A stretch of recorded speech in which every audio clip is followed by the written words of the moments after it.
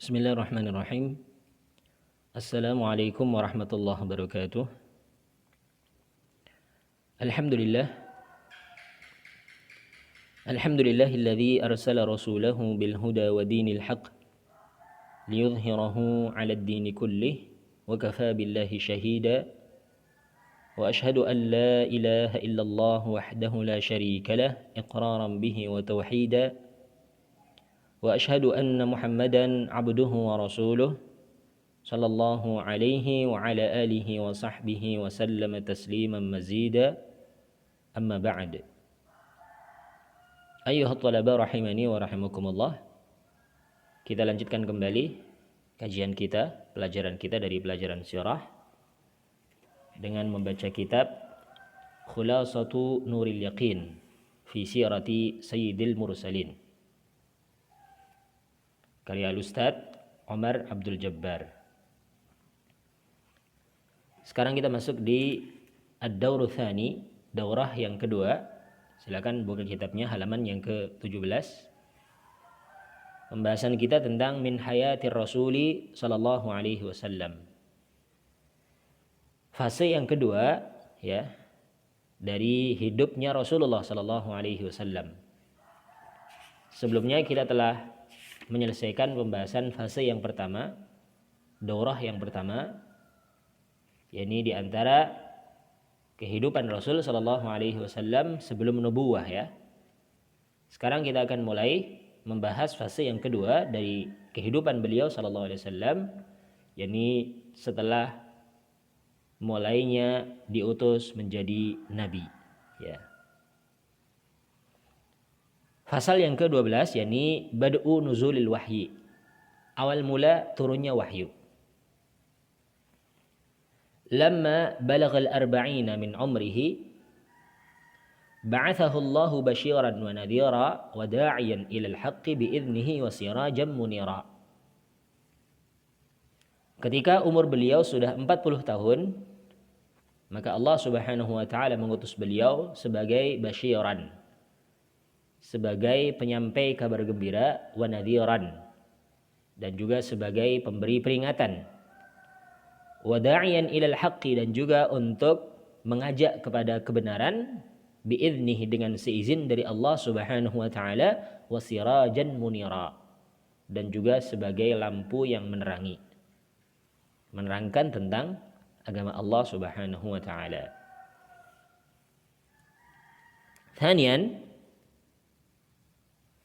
wa qad budi'a al-wahyu bir-ru'ya as-sadiqah fakana la yara syai'an fi naumihi illa tahaqqaqa fi yaqdhatihi. Dan sungguh wahyu itu dimulai dengan mimpi yang sadiqah, mimpi yang benar. Dan dahulu beliau sallallahu alaihi wasallam tidaklah bermimpi dengan suatu mimpi dalam tidurnya kecuali pasti akan terjadi di alam sadarnya. Ya. Sejak dahulu ya, tidaklah Rasul bermimpi, tidaklah beliau sallallahu alaihi wasallam bermimpi dalam tidurnya kecuali nanti mimpinya itu akan menjadi kenyataan di alam nyata. Ya. Ini kan termasuk di antara alamah nubuwah ya. Bahkan bukan cuma Rasul ya. Kakeknya Rasul sendiri, Abdul Muttalib ini ya, tidaklah mimpi kecuali mimpinya itu menjadi kenyataan. Mimpi tentang penggalian sumur Zam-Zam kembali itu kan, jadi kenyataan.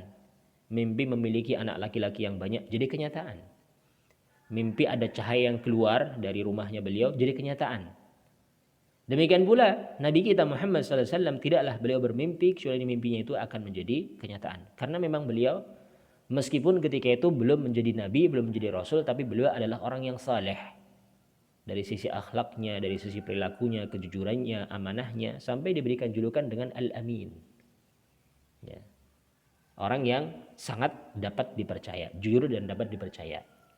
Sehingga pantas ketika ada orang seperti ini, syaitan itu tidak mampu mengganggu meskipun di dalam mimpinya. Dan mimpi yang ada itu adalah ilham dari Allah Subhanahu wa taala kepada orang-orang saleh, terkadang itu terjadi. Tapi kalau mimpi sekelas kita tentunya Tidak bisa dijadikan sebagai alasan. Saya mimpi seperti ini, akan terjadi seperti ini. Tidak, kita bukan tipe orang soleh. Ya, kita terkadang masih berdusta, terkadang masih berbuat dosa, dan seterusnya ya. Sehingga jangan sekali-kali kita itu menjadikan mimpi itu sebagai alasan. Ya, gara-gara mimpi kemudian orang lain dilabrak. Ini pengalaman pribadi ya. Saya cerita ya. Ada seseorang itu, wah ini sudah ngaji lama. Malam-malam datang ke rumah saya, ya. Jam 3 datang ke rumah saya itu. Ternyata beliau ini ngelabrak saya gara-gara mimpi, ya. Menegur saya itu gara-gara mimpi. Ya, ini kan aneh ya. Ya. Menganggap dirinya orang soleh, barangkali mungkin mimpinya benar. Ya. Ini kan akhirnya retak hubungan. Karena kita tahu ini orang ini nggak beres ini. Ya sudah, saya jauhi saja. Nah, nggak perlu diceritakan rincian mimpinya ya. Yang jelas ada orang yang seperti itu ternyata. Orang yang menjadikan mimpi itu sebagai hujjah. Ya, sebagai alasan untuk ngelabrak orang, untuk bersikap kepada orang hanya gara mimpi. Jangan sampai seperti itu ya. Kembali kepada permasalahan ini tentang mimpi tadi ya. Kalau mimpinya orang-orang saleh memang terkadang menjadi suatu kenyataan. Ya. Mimpinya orang saleh menjadi suatu kenyataan, sementara kita belum menjadi orang saleh ya. Sehingga jangan kita jadikan mimpi sebagai alasan. Tapi kalau mimpinya Nabi dan Rasul, jelas ini wahyu. Orang saleh terkadang akan bisa menjadi terkadang akan bisa menjadi suatu kenyataan. Thalithan, yang ketiga. Thumma nazzala alaihi ar-ruhul amin, yani Jibril, wa huwa yata'abbadu fi ghari Hira. Kemudian setelah itu, tidak lama setelah mimpinya beliau itu, turunlah Ruhul Amin, roh yang dapat dipercaya, yakni Jibril alaihi salatu wassalam, dalam keadaan beliau yakni Rasulullah sallallahu alaihi wasallam itu sedang melakukan ibadah di Gua Hira. Beribadah sebagaimana kita sebutkan di pembahasan sebelumnya, beribadah dengan syariatnya Ibrahim alaihi salatu wassalam dan Ismail, nenek moyangnya bangsa Arab. Ya. Bukan dengan tata cara ibadahnya orang jahiliyah. Ya, tapi beribadah dengan agama yang hanif, agama yang lurus, mengesahkan Allah Subhanahu wa taala, tidak menyekutukan Allah di dalam peribadatan, ya. Karena beliau ketika itu belum menjadi rasul ya. Belum ada syariat, belum ada perintah untuk ini dan itu, tapi ada perintah di nabi-nabi yang sebelumnya, Nabi Ibrahim. Wa 'allamahu kaifa yuhdin nasa as-siratal mustaqim wa yurshiduhum ila ittiba'id dinil qawim. Kemudian Jibril alaihi salatu wassalam mengajarkan kepada beliau sallallahu alaihi wasallam bagaimana memberikan ataukah mengajak manusia kepada petunjuk jalan yang lurus dan bagaimana membimbing mereka kepada mengikuti agama yang lurus. Ya, ini awal mula turunnya wahyu. Asilah, ada beberapa pertanyaan terkait dengan materi tadi ya. Mata ba'atha, ya, mata ba'atha ataukah mata bu'itha barangkali ya. Mata bu'itha sallallahu alaihi wasallam, lebih tepatnya seperti itu ya. Kapan Nabi sallallahu alaihi wasallam diutus menjadi seorang rasul ya? Tadi jawabannya adalah ketika umur lamma balaghal arba'in min umrihi. Ketika umurnya beliau 40 tahun. Kaifa budi al-wahyu, bagaimana wahyu itu dimulai untuk turun, yakni birru'ya shadiqah, dengan mimpi yang benar. Ya. Kemudian man nazala alaihi bil wahyi, ya. Ataukah man yanzilu alaihi bil wahyi, siapa yang diutus untuk menyampaikan wahyu, yakni Ruhul Amin tadi, Jibril alaihi salatu wassalam ya. Aina nazala alaihi Jibril, di mana Jibril alaihi salatu wassalam itu turun menemui Rasul sallallahu alaihi wasallam? Maka jawabannya adalah nazala Jibril alaihi salatu wassalam ya bi Hira, yakni di Gua Hira, ya, di Gua Hira. Madza 'allamahu, apa yang beliau ajarkan kepada Rasul? Ya, 'allamahu kaifa yahdin nasa as-siratal mustaqim, ya, wa yurshiduhum ila ittiba'id dinil qawim. Ini jawabannya tadi yang telah kita bahas ya. Al-khulasah, ba'athahu Allahu ila an-nasi ala ra'sil arba'in.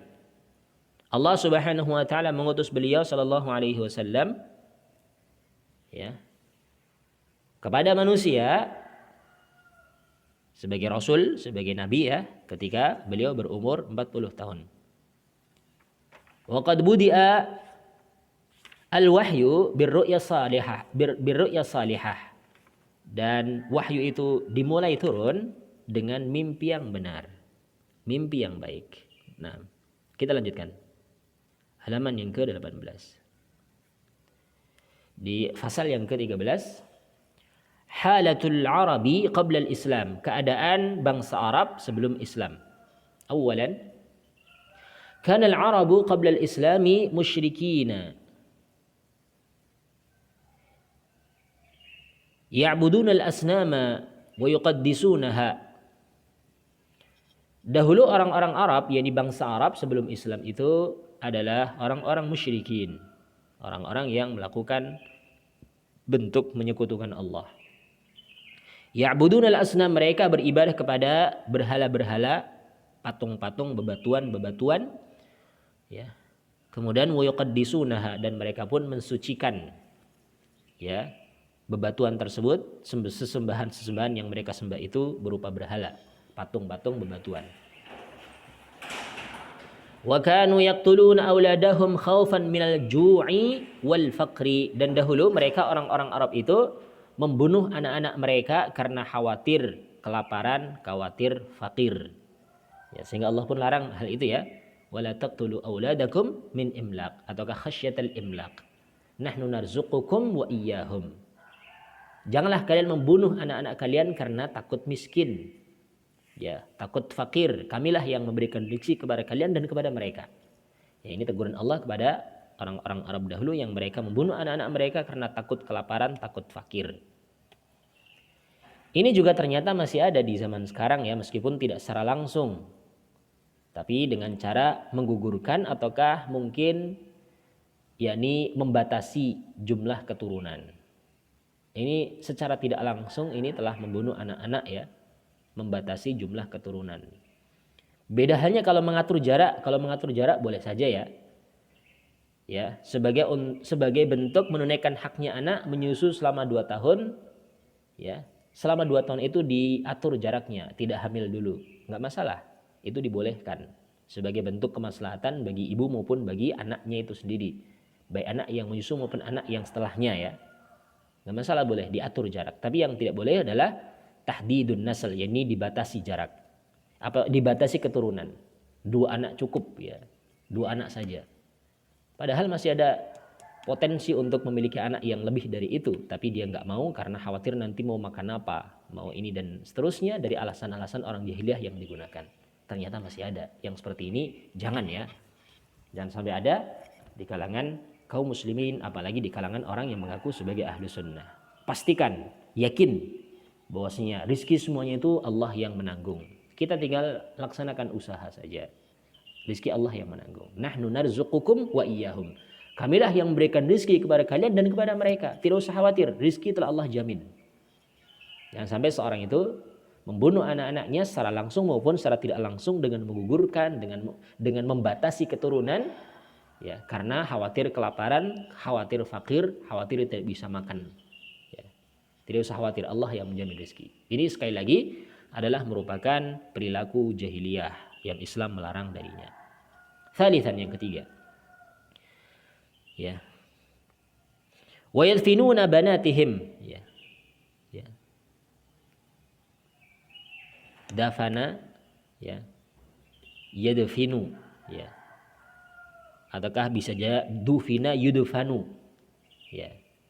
Tapi kalau di sini maklum berarti ya yadfanun bisa, ataukah yadfinun juga boleh ya. Cuman di situ tulisannya wa yadfanuna banatahum wa hunna hayat, ya. Ataukah wa yadfinuna banatihim, barangkali banat ya lebih tepatnya, banat jamak muannats ya, mansubnya dengan kasrah ya, berarti banatihim ya, mungkin lebih tepatnya seperti itu ya. Wa yadfinuna banatihim wa hunna hayatun, dan mereka mengubur anak-anak perempuan mereka dalam keadaan hidup-hidup, mengubur anak perempuan hidup-hidup. Ini kebiasaan jahiliyah. Apa yang mendasari mereka melakukan hal itu? Khasyatal 'ari wal 'aib, karena mereka khawatir ya, tersingkap auratnya maksudnya, karena mereka merasa malu kalau punya anak perempuan, merasa aib kalau punya anak perempuan. Kenapa demikian? Karena dahulu di zaman jahiliyah itu hukumnya itu hukum rimba. Tahu ya hukum rimba? Siapa yang kuat dia yang menang. Ya. Di rimba belantara itu kan, binatang yang paling kuat dialah yang berkuasa. Singa barangkali ya, macan, harimau dan seterusnya itu kan. Ini hukum rimba. Orang jahiliyah pun seperti itu. Siapa yang kuat dia yang menang. Sehingga mereka menganggap kalau punya anak, dulu itu menyelesaikan masalah itu dengan fisik, dengan perang.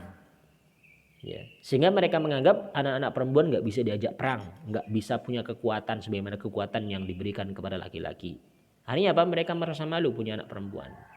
Allah kabarkan dalam Al-Quran ya, wa idza busyira ahaduhum bil untha dhalla wajhuhu muswaddan wa huwa kadhim. Kalau disampaikan kepada mereka kabar gembira dengan adanya terlahirnya anak perempuan, apa yang terjadi? Dhalla wajhuhu muswaddan, wajah mereka menjadi menghitam, wa huwa kadhim, dalam keadaan mereka itu marah. Disampaikan kabar gembira anak perempuan tapi mereka murung, wajahnya menghitam, marah.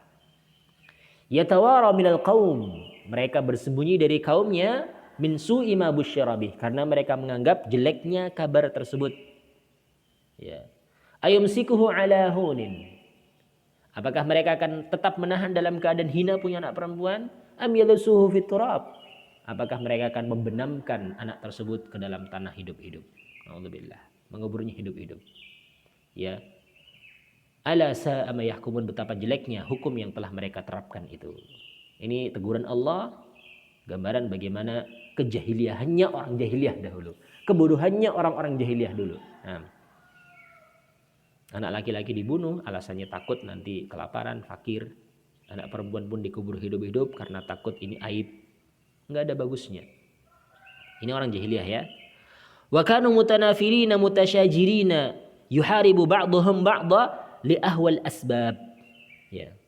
Dan dahulu mereka itu biasa berselisih, biasa bermusuhan, mereka berperang sebagian mereka dengan sebagian yang lain hanya karena sebab yang auha, hanya karena sebab yang remeh, sebab yang ringan, yang kecil, itu bisa memicu pertumpahan darah, memicu peperangan. Ini keadaan orang jahiliyah sebelum Islam turun. Keadaan orang Arab maksudnya ya, sebelum Islam itu masuk. As'ilah, ada beberapa pertanyaan di situ. Madza kana al-Arabu ya'buduna qabla al-Islam? Apa yang orang Arab sembah sebelum Islam? Tadi jawabannya ya. Ya'buduna al-asnama wa yuqaddisunaha. Ya. Limadza kanu yaqtuluna auladahum? Kenapa dahulu mereka itu membunuh anak-anak mereka? Ini pertanyaannya ya. Jawabannya tadi adalah ya, khaufan minal jum'i wal faqri, karena takut kelaparan dan kefakiran. Limadza kanu yadfanuna banatihim? Kenapa dahulu mereka itu mengubur anak-anak mereka? Ya, khasyatal 'ari wal 'aib, karena takut dengan aib. Ya. Kemudian selanjutnya, hal kanu muttafiqin? Apakah dulu mereka itu memiliki kesepakatan? Jawabannya la. Ya, kanu mutanafirin, mutasyajirin, berselisih, tidak sepakat, tidak bersatu, tapi berselisih. Al-khulasah, ringkasan dari apa yang telah kita sampaikan tadi. Ya. Kana al-Arabu qabla bi'tsatihi mutanabidina mukhtalifina yadribu ba'dhum riqaba ba'din wa kana aktsaruhum musyrikin yaqtuluna auladahum wa banatihim. Dahulu orang Arab itu sebelum Nabi SAW diutus, ini mutanabidina mukhtalifin, saling ya mencabut pedang, menghunuskan pedang, saling berselisih, berperang ya. Sebagian mereka memenggal leher-leher yang lainnya. Ya, hukum kalau ada permasalahan mereka selesaikan dengan pedang, dengan perang. Wa kana aktsaruhum musyrikin, dan mayoritas mereka itu adalah musyrikin. Mayoritas ya, tidak seluruhnya, karena di sana masih ada orang-orang yang hanif, yang berada di atas agama yang lurus, tidak mau beribadah kepada ya, berhala-berhala yang mereka sembah itu. Ya. Yaqtuluna auladahum wa banatihim. Mereka itu membunuh anak-anak mereka, anak laki-lakinya mereka karena takut fakir miskin tadi, dan juga anak perempuan mereka karena takut aib.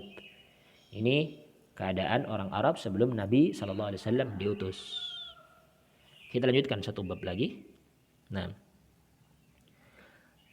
Ar-Rabi' Ashar, fasal yang ke-14, ad-da'watu sirran. Dakwah secara rahasia, secara diam-diam. Ya. Bada'an Nabi sallallahu alaihi wasallam bid-da'wati sirran lamma nazala alaihi ya ayyuhal muddaththir qum fa'anzir wa rabbaka fakabbir wa thiyabaka fatahhir war rujza fahjur wa la tamnun tastakthir wa li rabbika fasbir. Nabi sallallahu alaihi wasallam memulai untuk melakukan dakwah secara sembunyi-sembunyi, secara rahasia, secara diam-diam ya. Ketika turun kepada beliau surat Al-Muddaththir. Ya ayyuhal muddaththir, wahai orang yang berselimut, qum, bangunlah, fa'anzir, berikanlah peringatan. Ya, ini perintah dari Allah untuk berdakwah ya. Bangkit, bangun untuk memberikan peringatan. Wa rabbaka fakabbir, maka Rabbmu agungkanlah, besarkanlah. Wa thiyabaka fatahhir, dan pakaianmu sucikanlah. War rujza fahjur, dan berhala-berhala ya jauhilah ya, hajar, dijauhi ya. Wala tamnun tastakthir, jangan kamu berangan-angan ketika memberikan sesuatu berharap kebaikan yang lebih besar, balasan yang lebih besar, lebih banyak. Wali rabbika fasbir, dan hendaklah engkau sabar dengan perintah Rabbmu. Ini perintah Allah dalam surat Muddathir, yang dengan ini Rasul mulai berdakwah. Di awal kalinya wahyu turun, ini surat Al-Alaq, ya iqra bismi rabbikal ladzi khalaq, belum diutus untuk apa? Berdakwah. Ini khusus untuk beliau saja dan orang-orang yang memang beriman dengan beliau.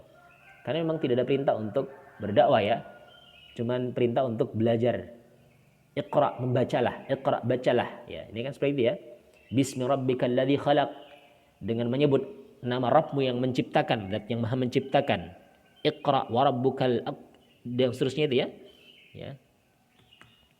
Ini tidak ada perintah untuk bangkit memberikan peringatan. Di sini baru ada qum, bangunlah, bangkitlah, fa'anzir, sampaikanlah peringatan.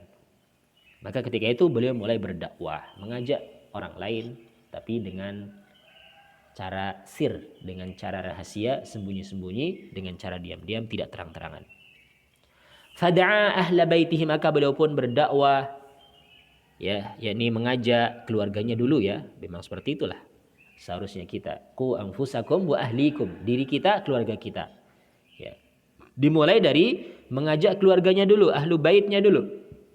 Wa man yathiqu bihi min asdiqaihi, dan orang-orang yang percaya dengan beliau dari kalangan teman-temannya.